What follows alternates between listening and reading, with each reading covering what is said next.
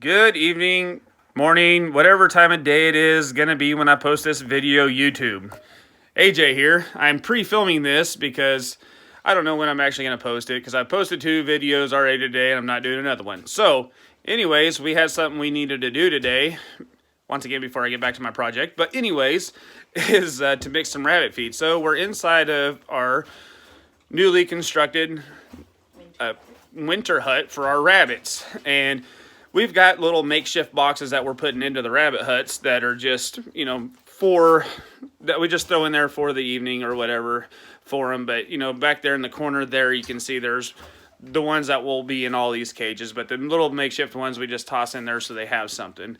And then back here, you can see that little maroon hangy deal there. That's a door that goes across a window that we can open up for fresh air. It's got a screen on it to make sure raccoons and things of them sorts don't get in. And we got another one over there. That one's just got a piece of foam in it, which will be in the other window as well. It's just we already got this one cut and it's in there. But this actual video is over my wife mixing some new feed, because normally we do just alfalfa pellets, right? Rabbit kibble. And now you're mixing a beet pulp into it, which is the winter blend. Okay, and the beet pulp is actually for horses, but she did some research on it, and it's actually very good for rabbits, apparently. Yes. Horses and rabbits actually have pretty near the same digestive system, I read. So, Okay. Yeah, beet pulp is an excellent supplement addition to the feed. Lots of people also talked about everything else, even like oats and all kinds of stuff like horse supplements. Someone even said sweet feed. I don't really want to do the sweet feed for the rabbits, but we'll mix the beet pulp. And this is actually pulp pellets. There's like shredded pulp, and then I found these pellets, so this is even better. And we're gonna just mix this one 40 or 50 pound bag. It says 40. 40-pound bag to,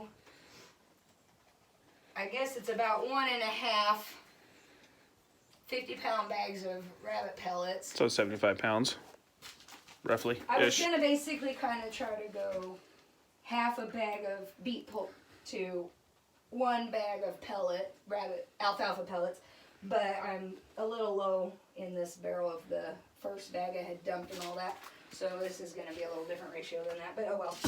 We're just going to kind of get all this in here, but I got to start out like this to mix what's already in here first. So I'm just going to go a little at a time because these are so big. Yeah, they are quite large in comparison to... Yeah. Here, I'll grab a little bit of rabbit feed if you want to dump a couple... Oh, never mind, these. you're doing... The beet pulp pellets and the alfalfa bunny kibble is quite different sizes, so I'm not sure how it's all going to really mix blending wise, but we will see. So real quick, I'll do that while you Talk about something else? talk about So I'll squeeze over here. blend, whatever. If you can see back there, we've got a little hanger deal that holds prairie grass in it, because we also use prairie grass as a feed, because it gives them a nice natural thing there. And we've got tons of round bales of it, so there's no sense in not using it. Use what you have. And Dried leaves also works great. They love them. And all the sticks that you see everywhere in all their cages are mulberry twigs. They love that stuff. And yes, that is one it's thing. Just yard picking up, rake the yard or whatever, yeah. Yeah, and that's one thing we definitely learned. That's why their cages are not predominantly, they're all metal now, because rabbits eat everything, including plastic. So the wood sticks is a good treat for them. And of course, I'll give you a little quick tour of the place. It's all just a quick put together. These lights here are just little battery powered lights. That one, of course, is not. That's electrical. That is not the one that's staying in here. It's under construction, obviously. So we're still working on it. It's just something we were, you know, hoping to get done before winter, and we're pretty well getting there. You know, the walls, flip this around, boom. The walls are very well insulated. We've got insulation throughout the whole thing. Go this way so I ain't looking at all the random dumb stuff. Whoop, there we go. How we made do with when we run out of insulation. Yeah. So we ran out of insulation while doing this, and we're trying to do it on an extreme budget. So literally it was stuff we had laying around like many of our projects. And I had insulation, and we had foam, you know, regular fiberglass insulation, but we also had trying to figure out where the camera is. It's hard to look at the camera. We had regular fiberglass insulation, but we also had foam insulation. But then we ran out of that as well, so we moved into like my dad gets he's a veteran, and he gets stuff from the VA, so we get this like powdery kind of foam, that pressed foam that they put for coolers or whatever. Foam cooler. Yeah, and so we cut that up and started putting that into places where we didn't have enough insulation to go in. Now, it may not have the R value you need and everything like that, but rabbits truly actually don't, during the wintertime, they don't need to be super warm. It's mainly the heat that gets rabbits. But we want to keep them warm because even though they're for resources, yeah, when we have a use, it's going to matter. Exactly. And they are a resource, but we still want to keep them as comfortable as possible.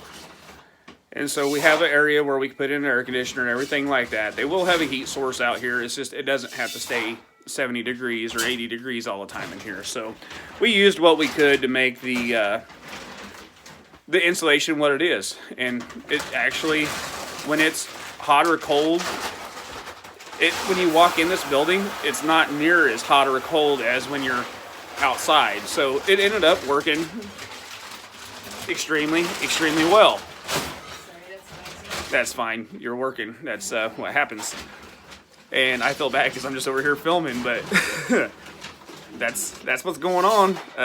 And like I said, when I was at work doing my thing, she was at home doing her thing. She works, but she also works at home. You know, she's built not all of it, most of these cages on her own.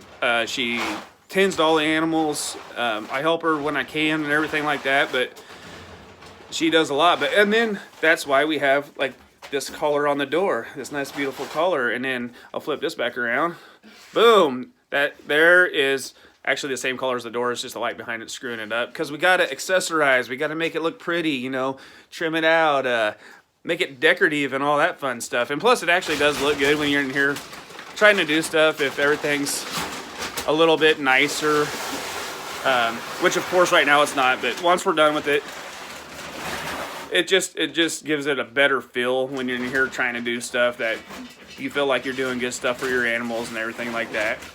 But another part of the video that I'll do later is once we get it 100% zeroed in is the 330 totes that we used the tops off of to make like a guttering system underneath them to push it all to one area so she didn't have to clean the entire.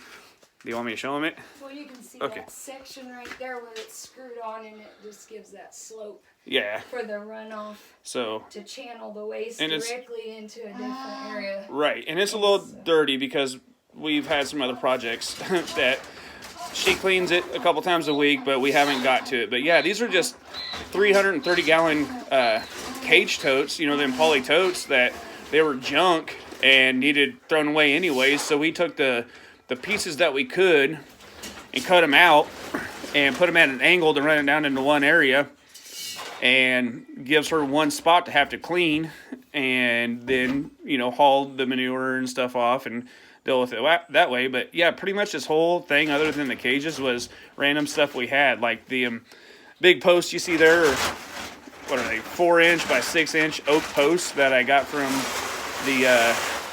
the salvage yard, actually, the place where you take your scrap iron and stuff. They got them off of railroad cars, and they were going to throw them away. They were out by the fence. I haul in, you know, all the scrap iron we get off the farm and everything like that, and we just kind of collect it up and then haul it in when we get a decent amount.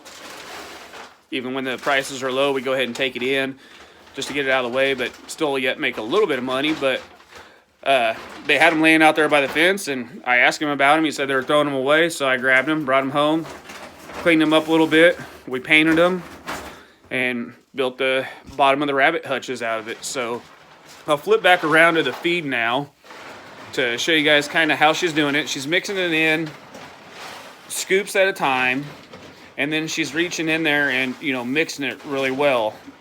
So I'll probably, after watching her do this, because this is the first time doing it. Oh, sorry, let me try to. You're in your own light, but yeah. I am. I'm trying to get out of it. That's essentially what I was going for. The blend. Nice.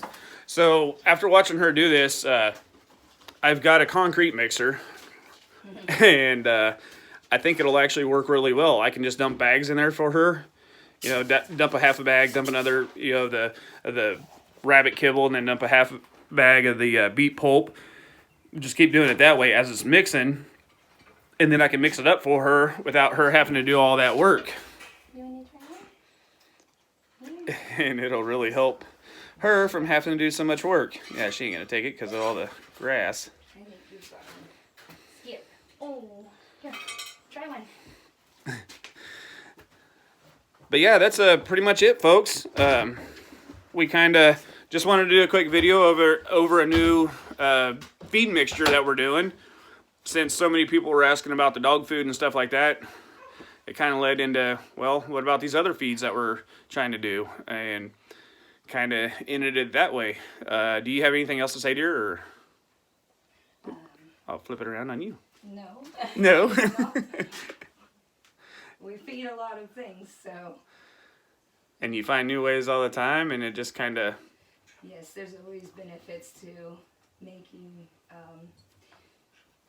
new supplementing, finding new substitutes for things for when you run out of something, then you got to back up, different stuff like that. Just knowing what your animals can have and should not have, obviously, is where you start, and then have a variety of things, and that keeps them happy and more well-rounded, maybe, Right. Through the seasons. So now she's gonna try it. Come Perfect. Here.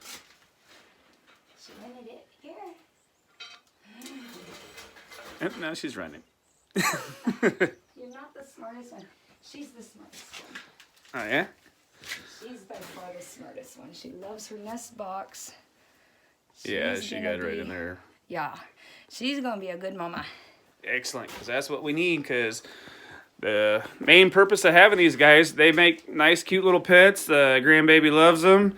But the purpose of having these, obviously, is if we need the resources, we've got it, and we got it on hand. And like I've said before, the smaller animals are great because you can use what you need. You know, if you just need one rabbit, you get one rabbit. If you need 2 or 3 because you're having a little bit more of a gathering or whatever, then you get 2 or 3. It'll just work out a lot better with these smaller animals. So that's kind of the way we're leaning now, is going with these smaller animals. So thank you guys for watching.